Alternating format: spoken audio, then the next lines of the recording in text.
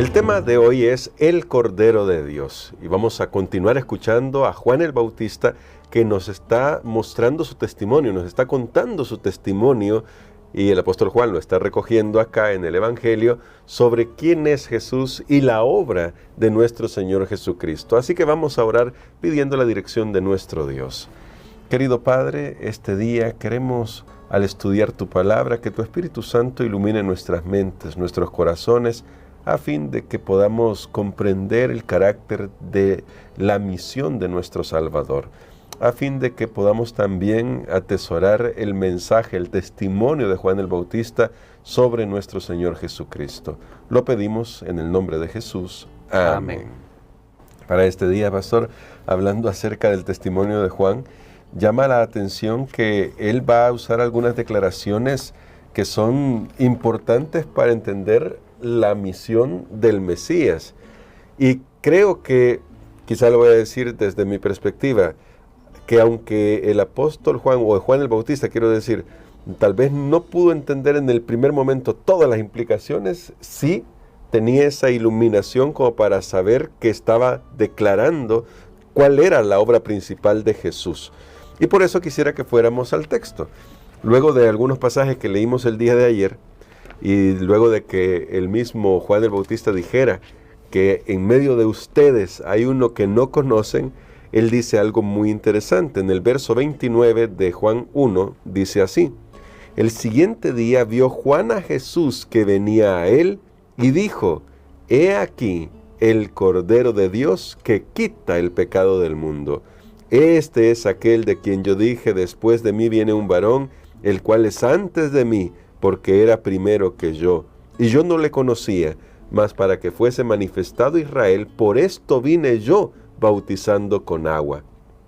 También dio Juan testimonio diciendo: vi al Espíritu que descendía del cielo como paloma y permaneció sobre él. Y yo no le conocía, pero el que me envió a bautizar con agua, aquel me dijo: sobre quien veas descender el Espíritu y que permanece sobre él, ese es el que bautiza con el Espíritu Santo. Y yo le vi y he dado testimonio de que este es el Hijo de Dios. Pastor, este anuncio es sorprendente, definitivamente, y creo que así debió haber tomado a quienes estaban allí, quizás a orillas del Jordán, escuchando la predicación de Juan. Pero ¿por qué este anuncio es tan importante y por qué las palabras de Juan sobre Jesús son ya un testimonio que debía ser tomado en cuenta entonces y ahora? Es sorprendente, tal como usted lo mencionaba, el avance que tuvo Juan. Recordemos que nadie había hablado de Jesús antes. Él era la voz, él era el primero. ¿Y de dónde Juan obtuvo todo este conocimiento? No hay duda que fue una revelación del Espíritu Santo de Dios, quien lo preparó desde pequeño para poder escuchar ese mensaje. A veces nosotros tal vez nos extrañamos porque no escuchamos más seguida la voz de Dios, y precisamente la respuesta puede ser encontrada ahí. No estamos tomando el tiempo, no estamos dedicando nuestra vida desde la niñez. Por eso es la gran importancia de ayudar a los niños a conocer a Jesús, para que ellos puedan ser sensibles a la voz de Dios. A mí me llama la atención cómo Juan fue creciendo en su cristología. Recuerden, esa palabra ni siquiera existía, porque aquí vemos dos declaraciones de Juan sorprendentes. Uno, dice: Jesús es el Cordero de Dios, pero la otra que también dice: este es el Hijo de Dios. Testifico, dice él, no solo porque la voz dijo, porque una cosa es repetir, bueno, es que alguien dijo, no. O aún uno dice, la Biblia dice, pero la pregunta es: ¿a ti qué te dice el Espíritu? Tú puedes testificar. Y Juan dice: yo testifico, es el Hijo de Dios. Amén. Entonces esto está a tono con lo que hemos leído en el prólogo, de que Jesús es Dios desde la eternidad. Y Juan comprendió esa parte de la misión de Cristo. De hecho, nuevamente repito algo de lo que dijimos ayer. Juan aquí pone a Jesús muy superior a él, porque él quería que las personas siguieran a Jesús y no a él. Y precisamente también habla de la misión de Cristo al venir a esta tierra. La pregunta es, ¿qué estaba pensando Juan cuando se hablaba del Cordero de Dios? Tal vez nosotros damos siempre una respuesta fácil, ¿verdad? Sí. Y decimos, bueno, el Cordero de Dios es una referencia a Jesús que murió en la cruz del Calvario. Es correcto, también sabemos que en el santuario terrenal habían corderos que eran sacrificados, que eran una sombra, una figura del verdadero sacrificio. Y sin embargo podemos también ver un poquito de contexto de lo que creían en esa época.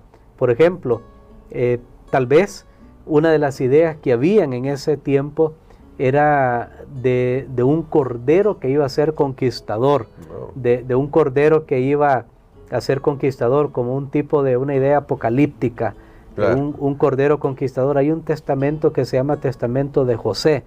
Por supuesto, ese no es un libro claro. canónico, o sea, no está incluido dentro de los libros que nosotros tenemos en nuestra Biblia, pero sirven como referencia, como textos históricos, donde podemos ver la costumbre o las ideas que había en esa claro. época.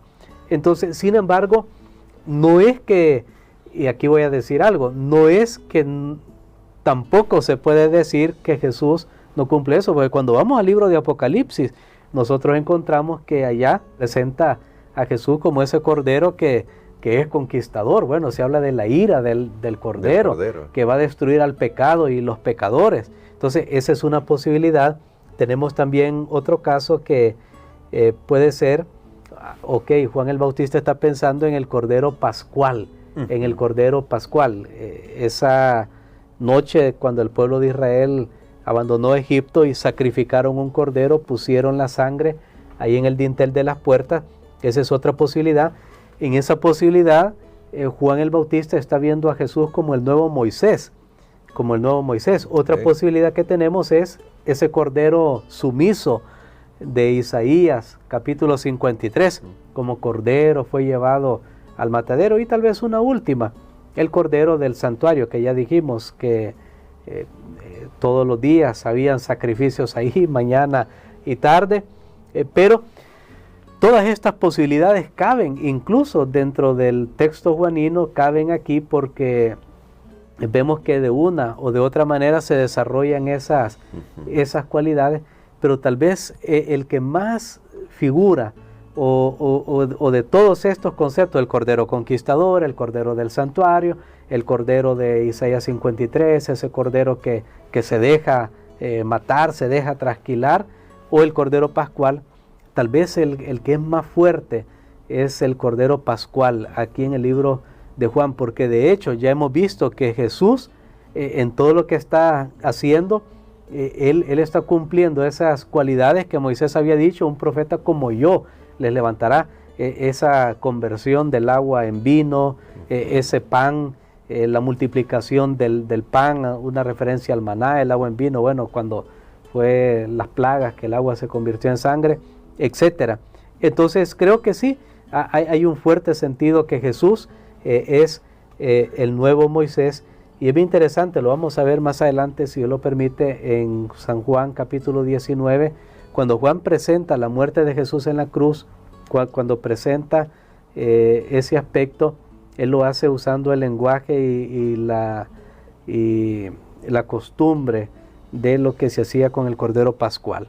Entonces prácticamente cuando Juan dice, este es el Cordero de Dios, es una clara referencia a ese Cordero que fue sacrificado, sin quitar que Jesús cumple en realidad con todas las demás características, porque es al final el Cordero Conquistador. Apocalipsis lo hace bien claro, no tenemos que inventarlo.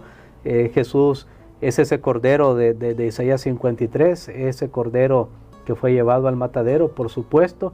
Es una prefiguración de todo el sistema sacrificial del santuario, totalmente de acuerdo, pero tal vez nos remontamos más atrás, cuando Juan está pensando, este es el Cordero de Dios, está hablando de ese Cordero Pascual que finalmente los liberó de la esclavitud en Egipto, y es lo que Jesús hace, que nos libera de la esclavitud del pecado y finalmente nos va a liberar de la presencia física del pecado. Y ahora, pastor, esto lo desarrollan de hecho otros escritores bíblicos. Pablo, Pedro, van a destacar esta figura del Cordero como aquel que viene para liberarnos del pecado y que su obra eminentemente espiritual finalmente va a tener, ya como usted destacó en Apocalipsis, ese cumplimiento físico, si puedo decirlo así, material, en el que se transforman y se renuevan todas las cosas.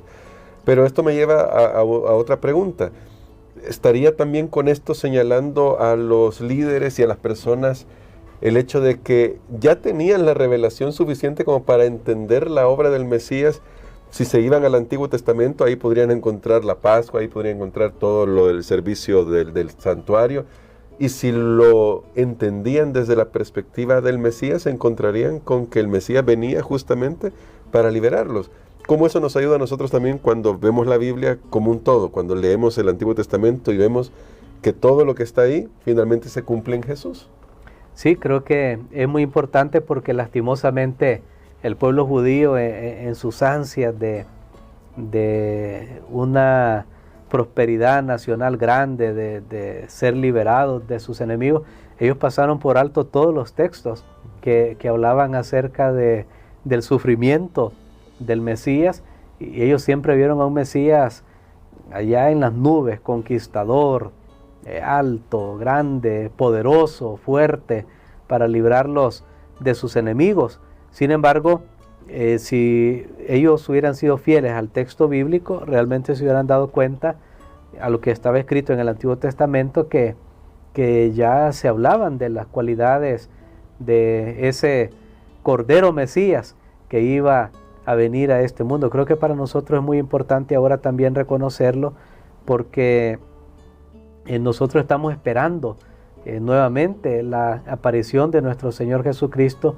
y no debemos permitir que nuestros conceptos puedan apartarnos de Él y estemos esperando que suceda algo cuando en realidad Dios tiene planificadas otras cosas para nosotros. Pero creo que ahí nos toca a nosotros decidir si vamos a aceptar esa obra que Jesús ha hecho por nosotros, un sacrificio perfecto. A mí me gusta lo que dice Pedro, que el apóstol Pedro dice que él era esa ofrenda perfecta, esa ofrenda sin mancha. Por eso el sacrificio de Cristo no tiene que repetirse cada vez, porque fue una sola vez y para siempre, debido a las cualidades que tenía Él como el Hijo de Dios que vino a esta tierra, pero como humano también, y que en esa fusión divino-humana Él se mantuvo siempre haciendo la voluntad de su Padre, jamás pecó. Y creo que eso lo hace la persona, el ser más ideal en todo el único en todo el universo que podía expiar los pecados del mundo. Porque recordemos que ahí está, es el Cordero de Dios que quita el pecado del mundo. Amén. ¿Por qué dice el Cordero de Dios? Porque viene de afuera nuestra salvación, no está aquí. Si el ser humano quiere ser librado del pecado, tiene que buscarlo en la provisión que Dios ha hecho para cada uno de nosotros. Qué maravilloso es esto, pastor, porque nos abre esa comprensión. Dios ha hecho la provisión, Dios se encarga de nuestra salvación, todo lo que tenemos que hacer es aceptarlo. Por eso quisiera, Pastor Perla, que ore por nosotros, para que en nuestro corazón brille este testimonio que da Juan sobre nuestro Señor Jesucristo, para que podamos reconocerlo también nosotros a Jesús como el Hijo de Dios y el Cordero que quita nuestros pecados. Amén. Padre, gracias te damos, Señor, por las lecciones que estamos aprendiendo. Gracias por Jesús, quien a través de ese sacrificio de su vida, de su cuerpo, Él ha logrado abrir para nosotros una vía de escape del pecado tan letal para nuestras vidas. Gracias porque lo podemos mirar, lo podemos aceptar ahora y ser libres en Él. Permítenos, Señor, aceptar este mensaje en cada corazón que está siendo tocado por la influencia de tu Espíritu Santo. Ayúdanos a escuchar tu voz, por favor, Señor. Ayúdanos a apagar por un momento los ruidos de este mundo para poder escuchar a tu Espíritu que nos está llamando a la salvación. Que nada nos distraiga, porque sabemos que el enemigo está poniendo un montón de distracciones, Señor, cosas buenas y malas, para que no nos demos cuenta de esa voz que nos está llamando, y cuando ya queramos ya puede ser demasiado tarde. Todo esto lo pedimos en el nombre de Jesús. Amén. Amén.